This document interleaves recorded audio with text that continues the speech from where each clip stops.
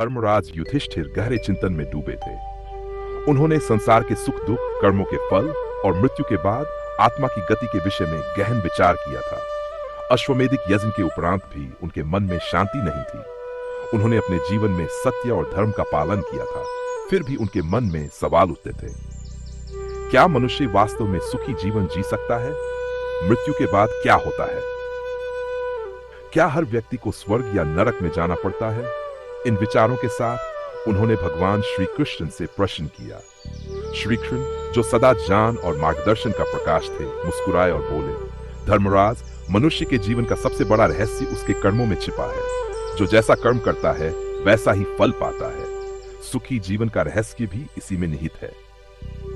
युधिष्ठिर ने उत्सुकता से पूछा, कान्हा, वह कौन से कर्म है जो मनुष्य को सुखी जीवन देते हैं और मृत्यु के बाद स्वर्ग की ओर ले जाते हैं? श्री कृष्ण ने शांत स्वर में उत्तर दिया, सुनो धर्मराज, सुखी जीवन के लिए सबसे महत्वपूर्ण है तपस्या और दान। तपस्या मनुष्य को उसकी इच्छाओं पर नियंत्रण करना सिखाती है। जब मनुष्य अपनी इच्छाओं को नियंत्रित कर लेता है तो वह गलत कार्यों से बच जाता है।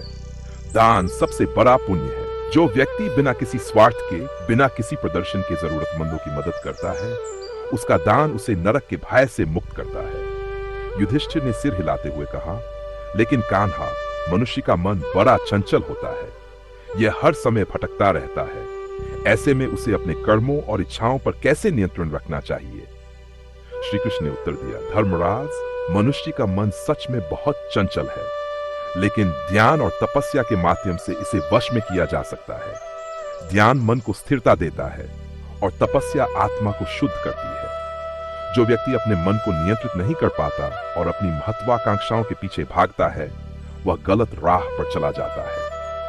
ऐसे लोग अपने कर्मों के कारण नरक का भागी बनते हैं, लेकिन जो अपनी इच्छाओं पर नियंत्रण रखते हैं और सत्य के मार्ग पर चलते हैं, वे स्वर्ग प्राप्त करते हैं। युधिष्ठिर के मन में एक और प्रश्न उठा। उन्होंने पूछा, कान्हा, सका जीवन में क्या महत्व है? क्या सत्य के पालन से ही मनुष्य स्वर्ग प्राप्त कर सकता है?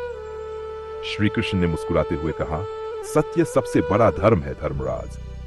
जो व्यक्ति जीवन भर सत्य के मार्ग पर चलता है, उसे न केवल इस संसार में शांति और सफलता मिलती है, बल्कि मृत्यु के बाद भी वह स्वर्ग का अधिकारी बनता है। सत्य का पालन करना सरल नहीं है, लेकिन यह मनुष्य को हर संकट से उबारने की शक्ति देता है। युधिष्ठिर ने श्री कृष्ण की बातों को ध्यान से सुना, लेकिन एक और बात उनके मन में खटक रही थी। उन्होंने पूछा, कान्हा, बहुत से लोग तपस्या और ध्यान नहीं कर पाते, क्या वे स्वर्ग के अधिकारी नहीं हो सकते? श्री कृष्ण ने उत्तर दिया, धर्मराज, यह सत्य है कि हर व्यक्ति तपस्या और ध्यान के लिए समय नहीं निकाल पाता, लेकिन जो व्यक्ति अपने जीवन में सच्चाई, दया और दान को अपनाता है, वह भी स्वर्ग प्राप्त कर सकता है। तपस्या और ध्यान मनुष्य को आध्यात्मिक रूप से मजबूत बनाते हैं, लेकिन यदि कोई अपने कर्मों को शुद्ध रखे तो वह भी स्वर्ग का अधिकारी होता है। श्री कृष्ण थोड़ी देर रुके, फिर बोले, लेकिन जो लोग झूठ बोलते हैं, गलत काम करते हैं और पाप कर्मों में लिप्त रहते हैं, उन्हें नरक का सामना करना पड़ता है। इसलिए मनुष्य को हमेशा अपने कर्मों पर ध्यान देना चाहिए। युधिष्ठिर को श्री कृष्ण के उत्तर से संतोष हुआ। उन्होंने गहरी सांस ली और बोले, कान्हा, आपने मेरे सभी संशयों को दूर कर दिया।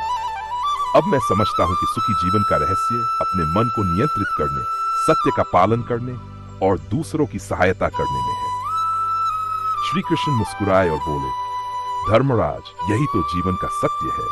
जो अपने कर्तव्यों का पालन करता है, सत्य और धर्म के मार्ग पर चलता है, वही सुखी जीवन जीता है और मृत्यु के बाद स्वर्ग प्राप्त करता है। यह कहते हुए श्री कृष्ण ने युधिष्ठिर को आशीर्वाद दिया। युधिष्ठिर के मन में अब शांति थी। उन्होंने ठान लिया कि वे श्री कृष्ण द्वारा बताए गए मार्ग पर चलेंगे और अपने जीवन को धर्म और सत्य के मार्ग पर समर्पित करेंगे।